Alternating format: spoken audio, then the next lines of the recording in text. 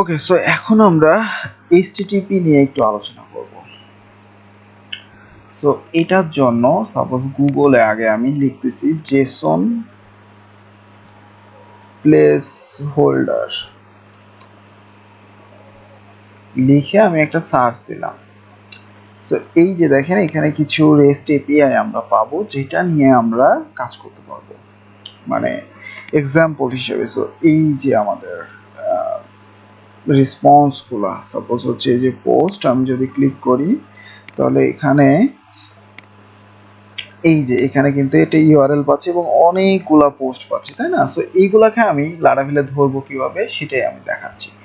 So এটার জন্য আমরা একটা কন্ট্রোলার ক্রিয়েট করে ফেলি, বা ইউজার কন্ট্রোলার এইটাতেই কাজ করি, হ্যাঁ, অন্য আর ক্রিয়েট না করে। সো মনে করেন যে এখন আমি একটা আগে রাউট ক্রিয়েট করব। সাপোজ রাউটের নাম দিলাম হচ্ছে পোস্টেজ। সো আমি ইউজার কন্ট্রোলার কে দিচ্ছি, কিন্তু হ্যাঁ, নতুন করে আর কন্ট্রোলার বানালাম না। ইউজার কন্ট্রোলারের সাপোজ হচ্ছে পোস্টেজ নামের ফাংশনকে আমি কল করব।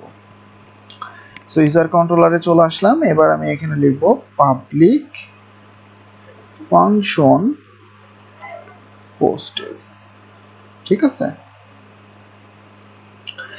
এখন এখানে আমি একটা ভ্যারিয়েবল নেব, $response সাপোজ ইকুয়াল টু, দেখেন http, এইটাকে আমি কল করতেছি। এখন এই যে http, এখানে কিন্তু ডবল কোলন দিতে হবে, দেন গেট করতে হবে।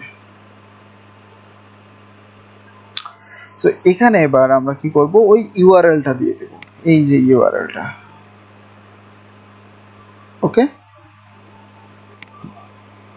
এখন এই যে http, এটাকে তো পাবে না, সরাসরি পাবে।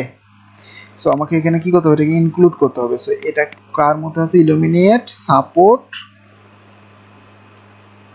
তার মধ্যে প্যাকেট,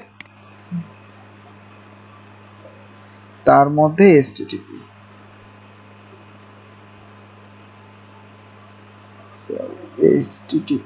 ওকে,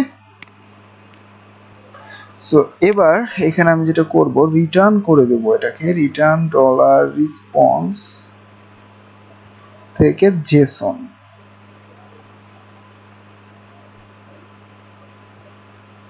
জেসন নামের ফাংশনে।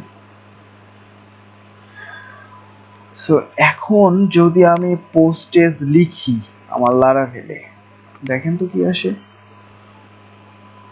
এন্টার দিলাম, আমাদের কিন্তু ওই ডাটা গুলা চলে আসছে সব, ঠিক আছে? দেখেন সব ডাটা গুলা কিন্তু পেয়ে গেছি আমরা এই রাউটে, ঠিক আছে? রেসপন্স আকারে, জেসন রেসপন্স আকারে। ওকে, সো এই যে http গেটের মাধ্যমে আমরা একটা এপিআই কে কল করে সেই ডাটাটা জেসন আকারে শো করাতে পারতেছি, ঠিক আছে?